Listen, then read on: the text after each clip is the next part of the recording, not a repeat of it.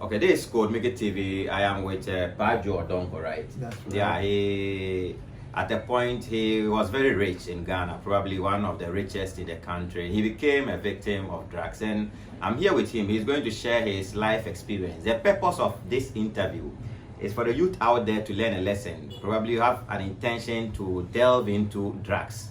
He's going to share his experience, and he'll give you reasons why you shouldn't venture into areas like that. So, for how long now? How many years have you been in this? I would say more than 20 something years that I had been hooked to drugs. I just was lucky. I've been to the mental hospital, no show. I've been to rehab, no show, because heroin has got opium in it. Out of opium, we get morphine, we get tramadol, we get heroin. You use it continuously for 2 weeks, you are addicted. And if you are not lucky, you are addicted for life. You will lie, you will steal, you will extort, you will do things under normal circumstance you don't want to do. Yeah, so Mr. Bajo Odongo, so what work were you doing? How did you become so rich at the point? Yeah, of course, I didn't do 8 to 5 business. I've never taken salary in my life before, apart from BBC, because I'm a trained journalist. Okay, so it means you were working with BBC Yes. at the point. Yes. But then very short Is it a time. British Broadcasting Corporation? Yeah, for real. Oh, nice. Yeah. Then what happened? Because BBC, of course, that is the aim of every journalist in Africa. That's like more or less like an aim destination for every journalist. So Like to work with CNN, yeah. So to work with BBC, what happened? Why did you leave that job? Yeah, because in our days, journalism was quite respected, but the money was not much, but the money will cater for you, right? Yeah. But then, like I was saying, I had an appetite for bigger things. Okay. I wanted to use a Rolex watch costing $7,000, drive the good cars, and there was this lady I wanted to impress. Okay. Like I was saying, this lady can best be described as a seductive brilliance of a woman. That's right. Yeah. The most spectacular creation from God that I've seen in all my life. Okay, good. So at that point you said you were not doing 8 to 5. No, Yeah, I've never received salary all my life. I've Good. never done salary work. Good. So after BBC, what happened? What? Yeah, I left as a courier, Okay. as a messenger, drug messenger. Okay. You take it for somebody, they meet you at the airport, they take it, they give you a hotel, you sleep, and then they give you the money, you come down, and they give you your share, $4,000, maybe out of $60,000. So how did you get that connection? Because of course I believe somebody I introduced you. live in Adubraka, and Adubraka was then like 42nd Street in New York. Okay. Yeah. So if you have the courage to do it or to meet people who are into it, it's easy. Yes. To get a contact. Exactly. Good. So, but were you doing it yourself before probably being a career or Like using it myself. Yes. Yeah, I tried weed from school. Yeah. I've tried LSD, and LSD is a kind of, they call it acid. You drop it on your tongue, it melts in a matter of seconds. Okay. But to cross a traffic light becomes very challenging, because you see the traffic light becomes like 1 million lights. And you see some people short with white dresses calling your name. This is called hallucination. Okay. I didn't like the high of it. Oh, but then Al Pacino said you don't get high on your own supply. When I started moving with the drugs as a messenger, I had then reduced my intake of Indian hemp. Yeah, until I met some top dealers in the world, where because weed is very easy. The drug can easily sniff it out because it's got a strong scent. Okay. Heroin has no scent. Cocaine has no scent. Yeah, I can smoke cocaine here now. If you don't know the scent, You will be able to detect. that's right. Good. So which countries were you carrying these drugs to? Well, diverse countries, many countries. Italy, Swiss, America. Yeah, so with this, you were making a lot of money, right? Yeah. And what then happened? What? I'm a courageous guy. When you want something, you are motivated by greed, by the love of big money, by the impression that you're giving which you are not. But I'm the kind that you can describe as still ripped up by your bootstrap kind of guy. When I want something, I need to get it. I made money from cocaine and heroin. And I go right down to Colombia, one of the most dangerous places in the world.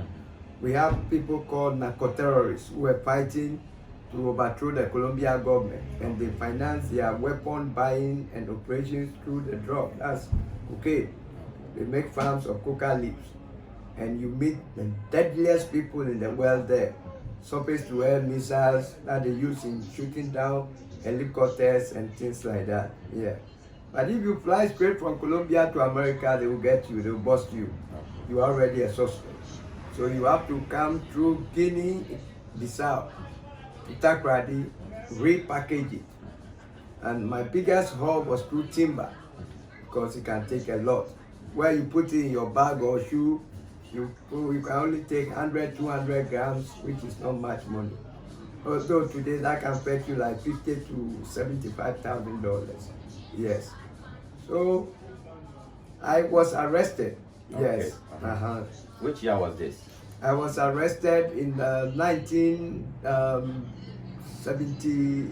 1979. Okay, and how? What was the cause? Were you intercepted in an airport? These people, they are called drug enforcement agents. Okay. They are very smart. Unlike here, somebody will come and tip you off. Unlike here, they will come and beg you for money. There, they are very patient. They can watch your movement for 10 years. They don't want to get you alone. They want to get the cabal or the syndicate.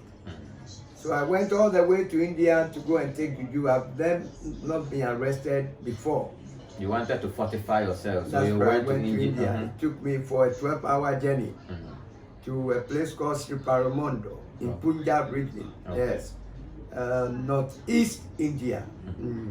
Met a bearded old man with some red thing here, gave me a ring and assured me that the road is clear. So I went to the West Coast, California, to go and clear my timber. And then, bah, they busted me. So that was one indication that juju or whatever don't work. No, the people were really watching. When they busted me, first they took me to a holding pen in Chino, like maybe police station. It took about 3 years of drug trials. I had about 8 lawyers. 8 lawyers, I was all over the newspapers. Before then, every 2 months or 3 months, I have to change cars. Trotro, no way. Taxi, no way. Dropping, no way. And I didn't, beginning I was using this Golf, Sirocco and things, but I moved to bigger cars, like Bentley. Okay. One of the most memorable cars I had was DMC-12, the Lorraine Motor Company. It has got gull wings. It opened like an eagle. And the only people I knew in Africa who had one was Mobutu Sese Seko. Banga Waka Banga. From Zaire. He was the richest head of state in Africa then. Oh, And that, then- it means you've really lived your life. Yeah. I buy rollers. I put on Sebi Rose suit, which is the most expensive suit in the world. I put on Bali shoes, that is the Rolls Royce of shoes. And I sleep in a hotel like Sheraton, Hilton Hotel, Waldorf Astoria. And usually, I know with this kind of flashy lifestyles, ladies will also have. Yeah, they were all over me. When I'm going to wash my car, about 10 people rush to wash the car. So I just dip my hand in the dollars and throw it, and they'll be scrambling like it, like the footballers do nowadays. Yeah. And well, if you change even $100 or to the dollar was like 80 cedis, 8 cedis or so. When you change like $100 or $200, it will fill half a beer carton because 2,000 was a bundle, not 2,000 Ghana, 2,000 cedis, which now we used to buy ice water. was a bundle. To hold 2,000 was a bundle. So to hold like 8 million CDs was cartons of money.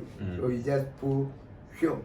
And I had my share of the most beautiful women in the world, not only Ghanaians, Jamaicans, Moroccans. My God, they are so sweet, the Moroccan girls, yes.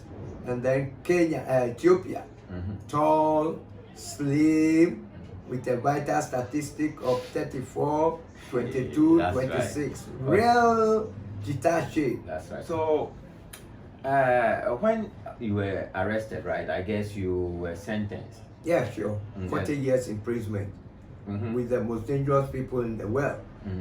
And then, before even you get to the slammer, the main gate of the prison. And where was that? Where were you? California, San Francisco. Okay. That's where San Quentin is. They have got a death chamber where they execute people for rape, murder, and things. And whoever you are, when they take you to the cell, the gate opens, when the bus drives in with prisoners from other part of the state of California. And San Quentin is a federal jail because state jail, federal jail. Federal jail means it's for the United States government. State prison is for the state of California. Yeah. And Al Capone, John Dillinger have made time at San Quentin. And these are real top guys. Al Capone, John Dillinger. And it was only Dillinger who tried to escape from San Quentin. But even that, he was later captured. Okay, so with this 40 years, did you serve all the 40 years? So that's where I started growing, getting closer to God. I didn't know God. I knew somebody somehow created the world. Okay. But I asked myself questions that if there's God, that is not fair. It's only people getting richer, poor getting poorer. Where was God when Adolf Hitler was killing the Jews? Where was God when they were taking Africans and enslaving them and killing them?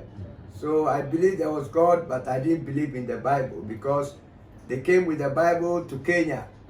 First they were coming with guns, then they changed the strategy, like what I'll call articulating a minor motive against an inarticulate major motive. They would come like they love you, they came with the Bible, then the Kenyans gave them their land and things, and then they were killing them, the Mau Mau, the Dankemati and things. They were killing them, yes, to forcibly take their land from them. So I mean, in the prison you decided to give because I was desperate, no hope, no way out. And the first cell I went to, there was this guy called Bedman of Alcatraz. He has already killed about 3 people. In the prison, he's already attempted to kill somebody.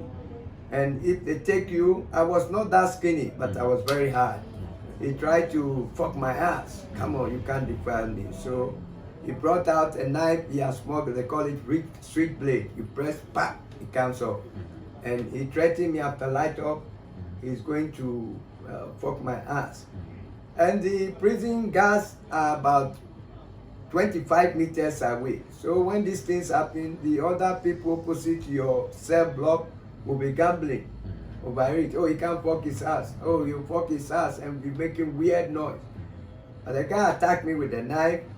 But then I was able to, after struggle, I have the scar here. And then I was able to, he was older than me, he was about 45 years. And I was barely 30.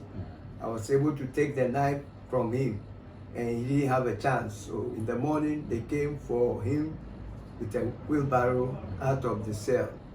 And the people started respecting me, but you must be careful walking with your back towards the wall because he was white. And I had the support of the other blacks and the Puerto Ricans. But since I have taken care of that guy, I was respected. Nobody dared walk with me. But if you lose your guard, they will kill you. Yeah, so like I'm saying, I'm sure you didn't serve all the 40 No, years. I did about 15 years, 14 years, 2 months. Took me out, deported me back to Kotoka Airport. Because if you have seen John F. Kennedy, Schiphol, and you see Kotoka Airport, it was like a village airport. Yeah. So that was the turning point. Yeah, when I came, because anywhere I go, I give out monies. Now when I came, I was shy to come out. Okay. So I stayed in a hotel because at least I still have my gold chains, my watches. I was selling, but then it got finished, and I was trying to avoid the women. Then it turned out that finally I have to be selling pepelina or booster.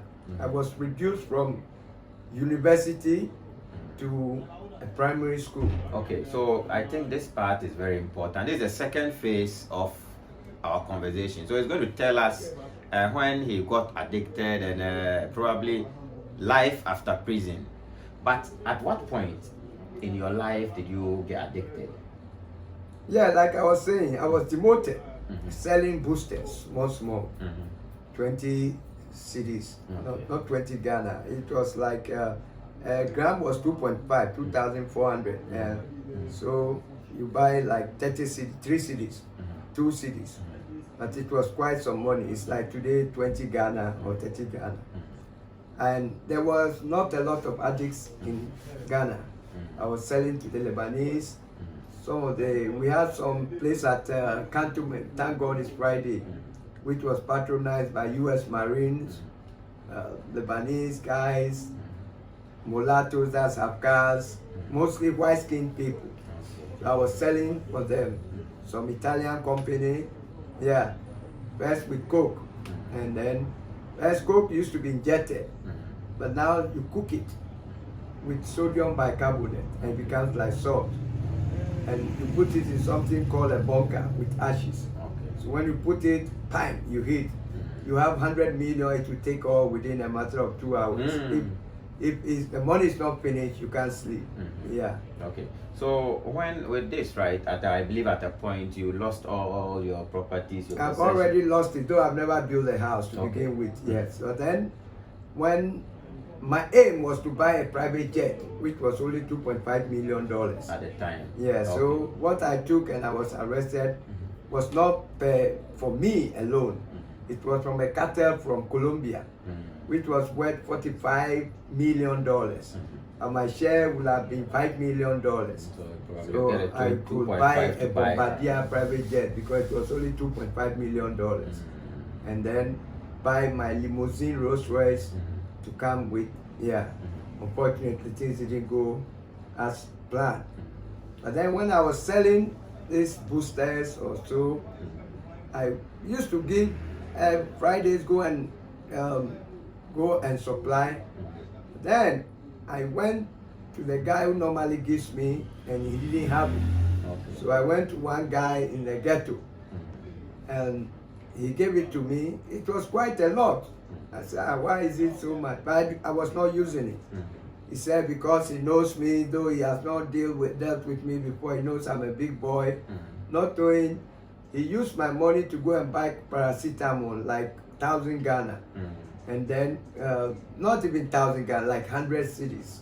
And mash it and gave it to me. Unknowingly, because all the goods I take to these people was either heroin or cocaine. Okay, so he gave you paracetamol, he didn't know. Yeah, so I went and gave it to this Italian guy. You know, Italians are wild, mafioso. Yeah. So the guy came to me and said, look, Jeff, you are lucky. I would have just sold you with bullets. Because what's the nonsense you're giving me? Pastor, I pleaded, I didn't know. What saved me was giving him good stuff all the time. Yeah. So I pleaded, I didn't know, so I would replace it. So I have to go and sell my rollers. With $7,500, I have to go sell it like $500 to go and buy the real thing for him. But now began my troubles. I started to test before buying. And the very first time I tested heroin, I wanted to fix a bulb, and it took me like 3.5 hours. If I understand, when you were carrying the drugs overseas, right? At that stage, you were not taking... Never. You don't get high on your own supply, because if you do that, you're not going to get a cent. You are going to be smoking your profit. So when you were arrested, returned to Ghana after 14 years, that was when you started? Yeah, I was selling, but I was not using until that incident happened. Then you decided to test it for yourself. Yes, before giving it out, because I'm lucky the guy didn't come to kill me. Mm-hmm. Then I was testing. Then a policeman friend who sometimes give me the stuff, because when they bust it in the airport, they take care of it, and so he gets his check. He was giving me good stuff, and I was feeling sick, but then I had about 120 grams under my mattress. But I'd been to hospital. I thought it was malaria. I was yawning, my eye waterish, like rheumatism, stomach cramps. I've been to hospitals, like 4 hospitals, blood tests, this. So I went to the policeman, and he said, the thing has hooked you. I said, oh, me, it can't hook me. What's that? And that is stop. That means I am addicted. Now, okay. And They have a me, name for it. And that me, Koteki cannot good, get me. good. Then I told him I have some in the house even. I think I've smoked too much Marlboro and I've smoked too much stuff. So, no.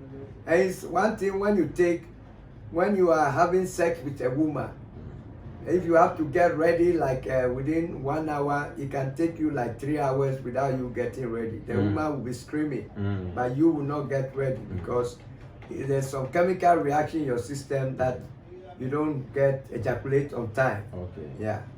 So he brought me a teaspoonful, gave it to me.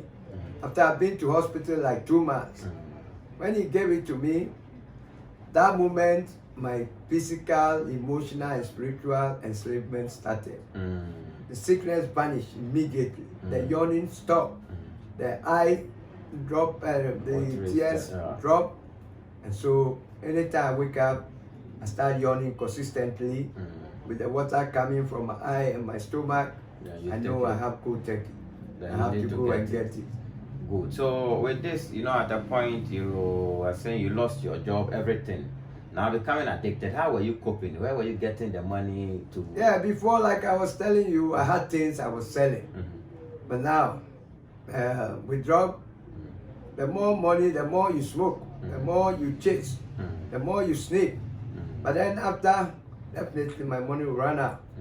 But those people who didn't know me, including the woman I flew with Concorde abroad, I went to the mother and said, oh, I've short petrol. So if she can give me 150 Ghana to buy petrol. They are happy because they know I'm a big boy. I'll come and give. Then you go here to with another story. Pajo came to me and he's looking lean and he looked a bit wretched. He said he's from the workshop. He came and took my 150 cedis.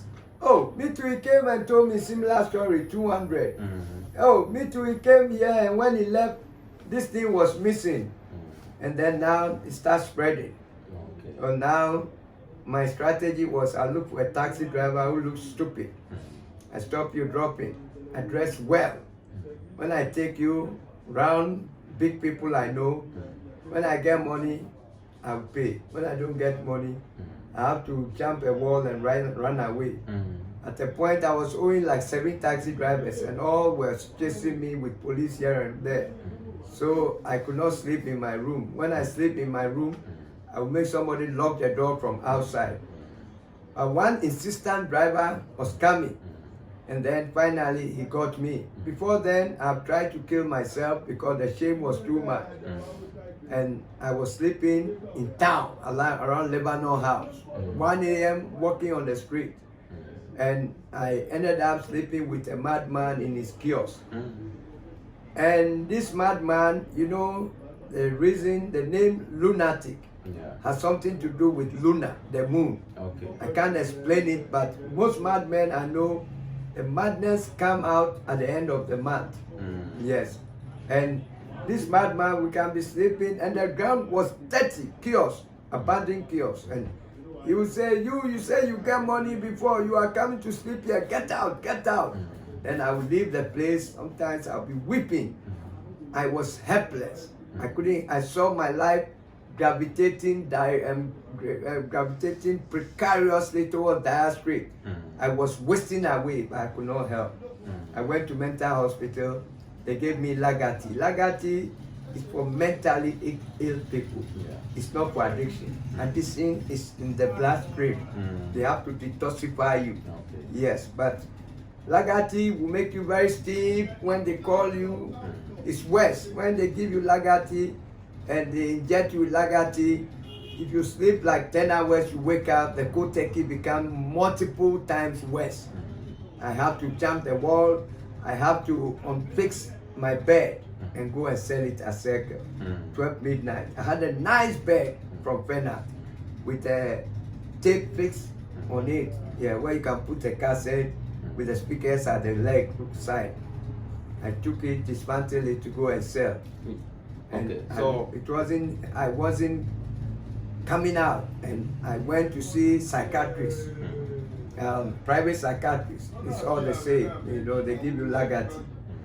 Until I became desperate and I threw myself on the vehicle.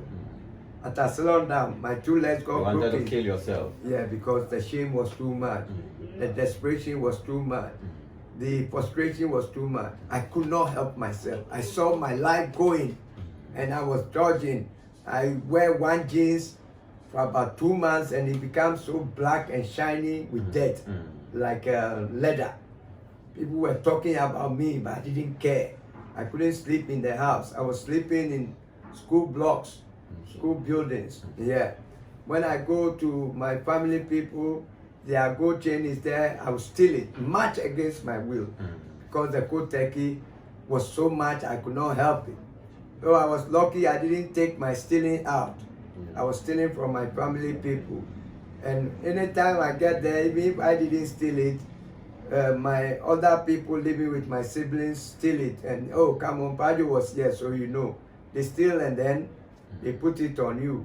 It was a terrible moment in my lifetime. So with all these experiences, right? You see, those that are out there probably in similar situations, those that are addicted, if you are to advise them, probably how... Sometimes I met a guy and I told him, look, young man, you have a phone, right? You're looking good. Your skin is fresh, but don't walk away. Run before it's too late. He said, oh, your mind is old. You know, we can get the money to smoke anytime. And I said, okay.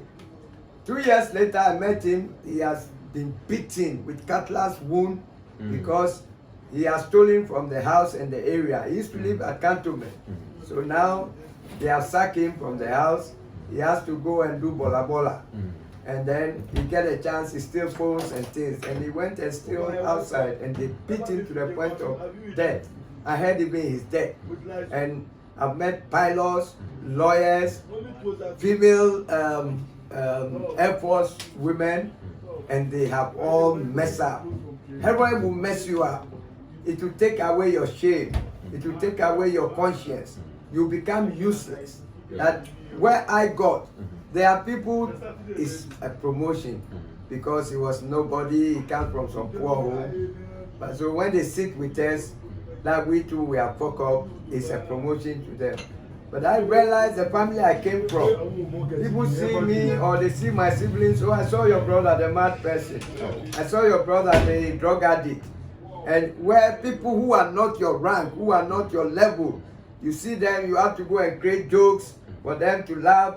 And after a point in time, I was even washing cars. Yeah, you see, but my question, I'm not cutting you short. You see, people are of the view that if the thing is not helping you, why won't you stop? But then I know, like I said, with this kind of addiction... Good question. If you don't know it, you sit back and complain. When I see somebody desperately looking for 2 cedis to go and drink akpeteshi, I say, akpeteshi 2 cedis, something that you drink and you have to squeeze your face and drink. Because I don't drink. Yeah.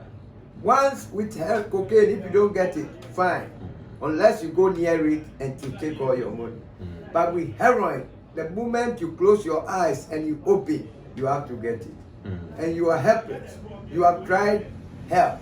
There's no drug treatment centers around.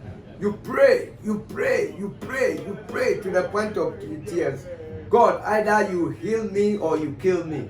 You wake up, the Kotek is there. You have sold everything. Your dresses, you are left with one dress. Some brother will come from abroad, will give you nice canvas. You say, this one, I won't sell it. 3 days time, the cold turkey holds you, you will sell it. You don't have control by yourself.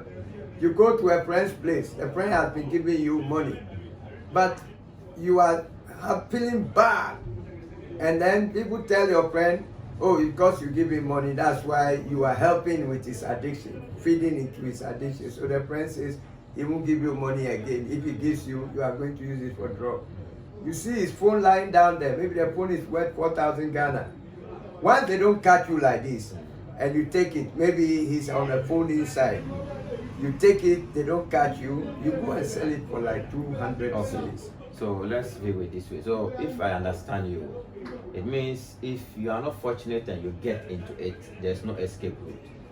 Unless you get to a drug addiction and drug treatment centers, or you go to prison, arrested and go to prison, and you take it, but there's no way out until the thing leaves your system after about 1 month. Yes, I interviewed someone, and he was telling me that when you get the cold turkey you are talking about, right, and you don't find the drug, it can even lead to death.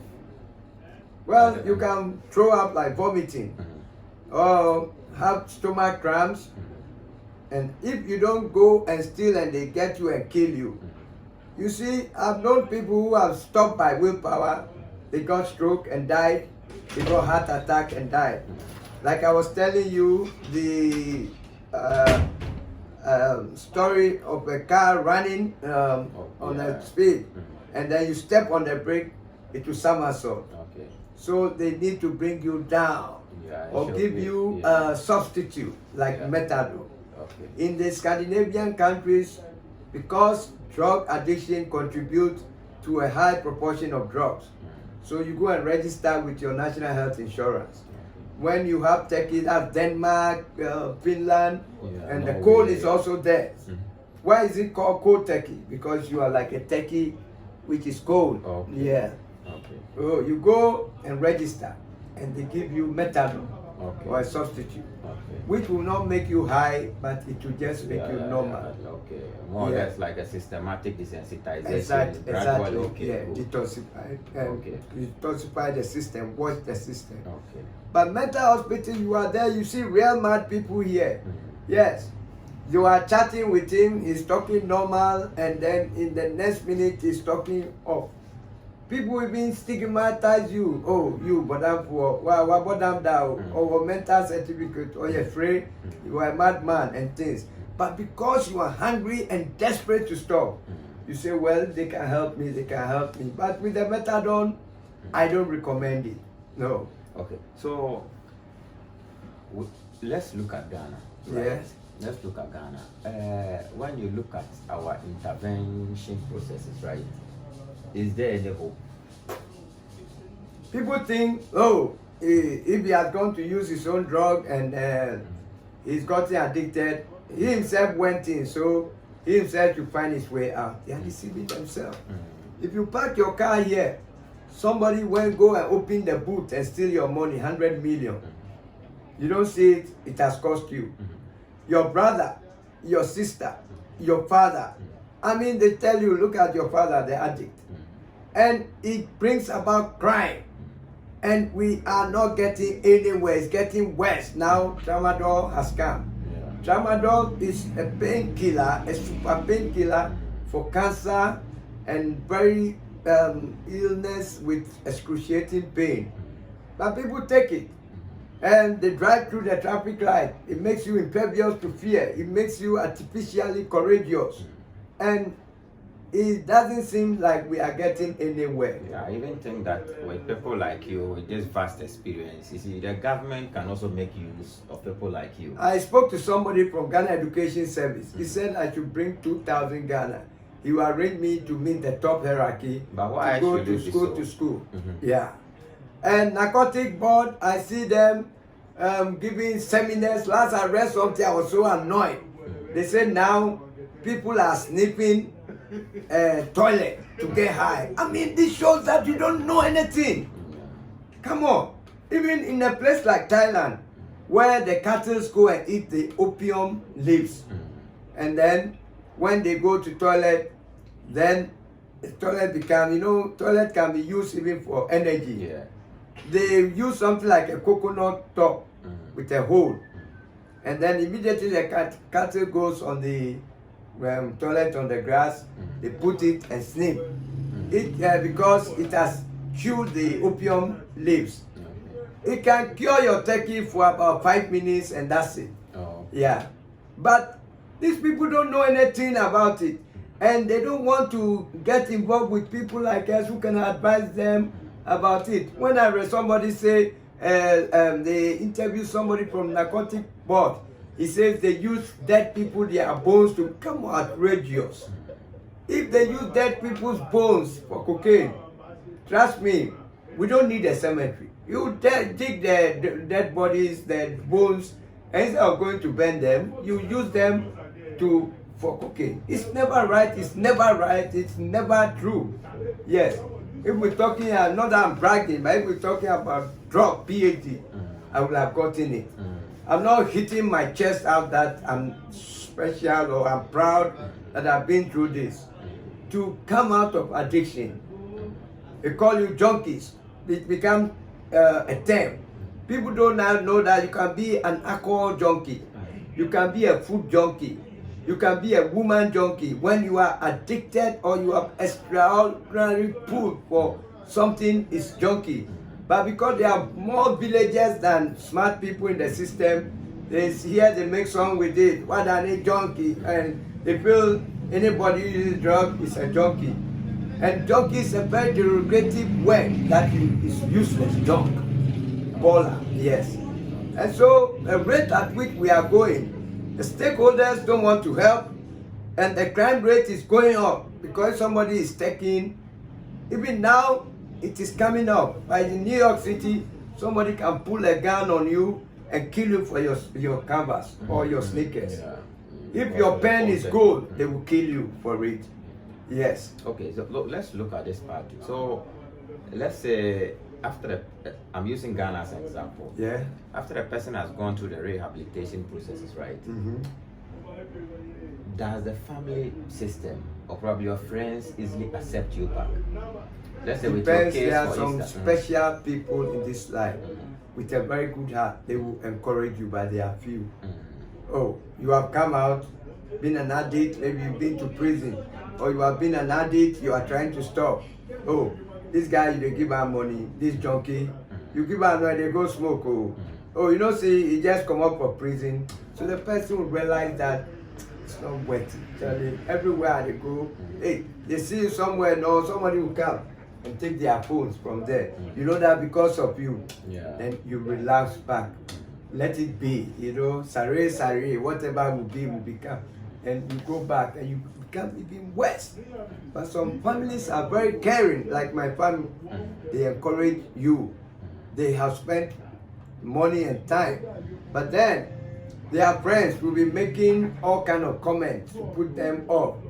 But then methadone is not here. And if you can find methadone here, one tablet is about 200 Ghana. And you need about, say, a week, you need like, say, 20 tablets.